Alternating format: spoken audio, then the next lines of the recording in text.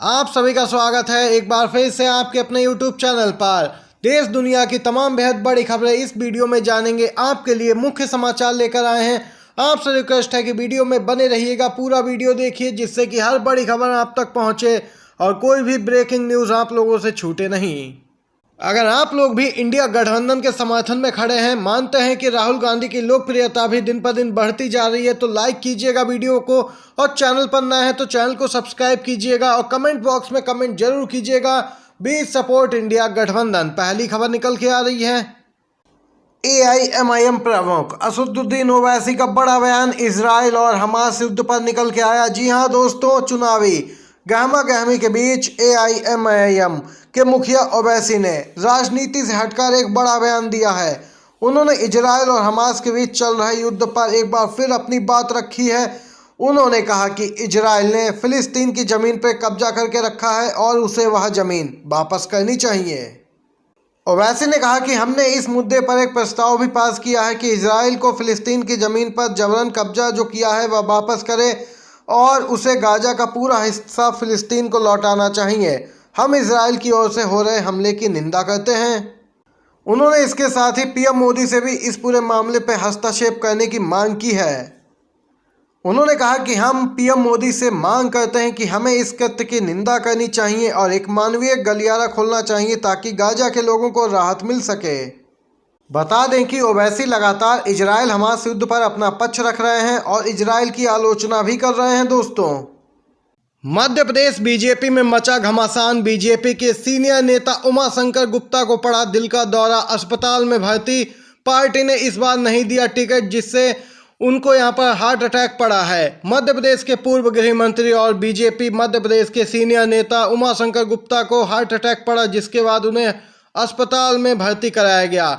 जो सूचना निकल के आ रही है उसके अनुसार इस बार बीजेपी ने उन्हें विधानसभा चुनाव का टिकट नहीं दिया, जिसके चलते उनकी हालत खराब हो गई। भाजपा ने अपने उम्मीदवारों की 5वीं सूची जारी की। इसमें अगले महीने होने वाले विधानसभा चुनाव लड़ने के इच्छुक 71 वर्षीय नेता को मैदान में नहीं उतारा, जिससे कि ये सब देखने को मिल रहा है। मध्य प्रदेश बीजेपी में दोस्तों घमासान भी मचा है। इस समय की दोस्तों बिग ब्रेकिंग अपडेट निकल के आ रही है। RTI में रिजर्व बैंक ऑफ इंडिया ने कर दिया है बड़ा खुलासा।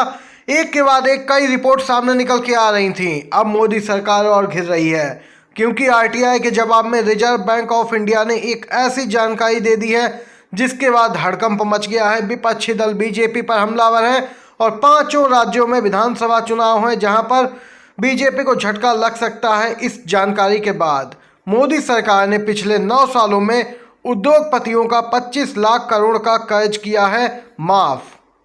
मोदी सरकार दावे करती है कि वह किसानों के कर्ज माफ करेगी, आप उसकी सरकार बनवा दीजिए राज्य में। लेकिन दोस्तों, जब किसानों का कर्ज 1-2 रुपए माफ होता है, लेकिन यहाँ पर पिछले 9 सालों में मोदी ने अपने मित्रों का यहाँ पर 25 लाख करोड़ का कर्जा माफ किया है। दोस्तों, PM मोदी को लेकर एक RTI दाखिल की गई थी और यहाँ पर रिजर्व बैंक ऑफ इंडिया ने जवाब दिया है, जिसमें ये महत्वपूर्ण जानकारी सामने निकल के आई है। जैसा कि राहुल गांधी आरोप लगाते हैं, सिर्फ केंद्र की मोदी सरकार अमीर मित्रों के लिए काम कर रही है, गरीब जनता से इनका कोई सरोकार नहीं है। दोस्तों, एक और खबर की तरफ चलते हैं। मोहन भागवत का विजयदशमी के मौके पर बड़ा बयान निकल के आया है। जी हां दोस्तों, संघ प्रमुख मोहन भागवत ने 2024 के लोकसभा चुनाव से पहले बड़ी बात कह दी है, जिसने बीजेपी के होश उड़ाकर रख दिए हैं। दोस्तों, मोहन भागवत ने 2024 के आम चुनाव से पहले भावनाएं भड़काकर वोट हासिल करने की कोशिशों के प्रति यहां पर चिंता जाहिर की है। उन्होंने स्पष्ट किया है कि जो लोग वोट के लिए भावनाएं भड़काते हैं उनको यहाँ पे सजग हो जाना चाहिए।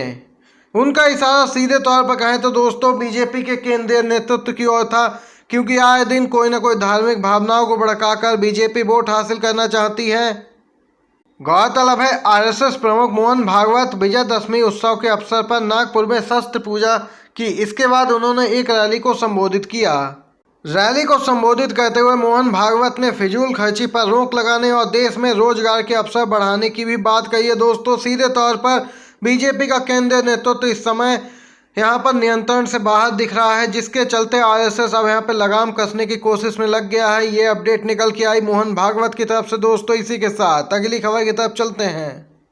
राहुल गांधी और पूर्व राज्यपाल सत्यपाल मलिक का विजयदशमी के अवसर पर निकल के आया बड़ा बयान। इशारों में केंद्र सरकार को कह दी है बड़ी बात। पहले जानते हैं दोस्तों राहुल गांधी ने क्या कुछ कहा।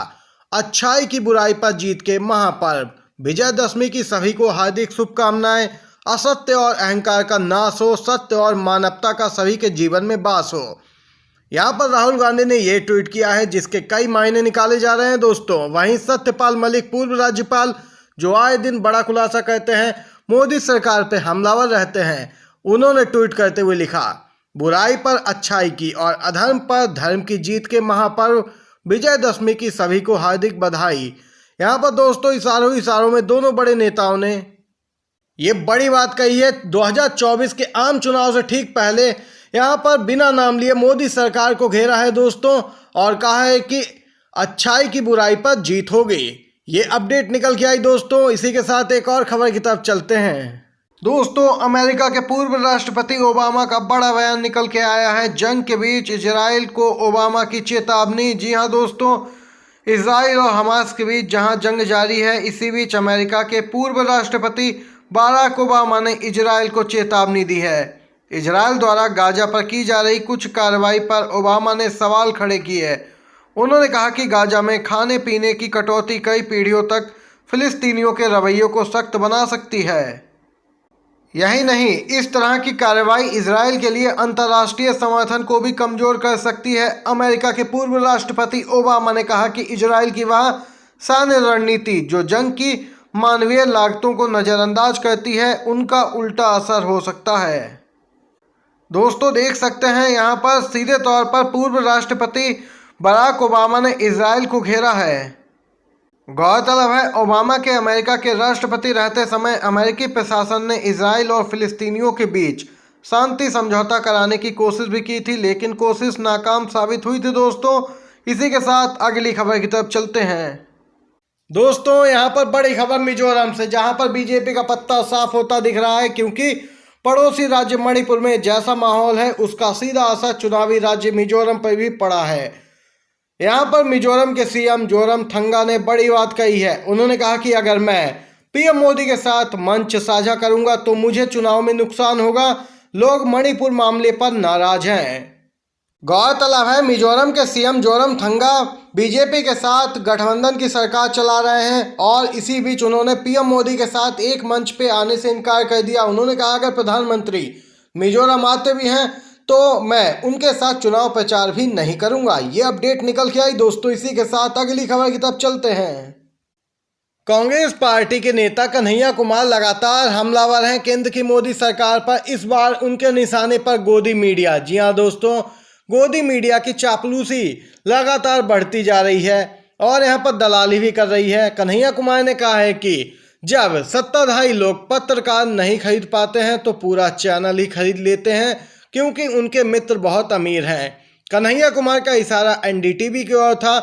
कन्हैया कुमार ने कहा कि जब कुछ सच्चे पत्रकार सरकार के खिलाफ आवाज़ उठाते हैं तो उनकी आवाज़ दबाई जाती है।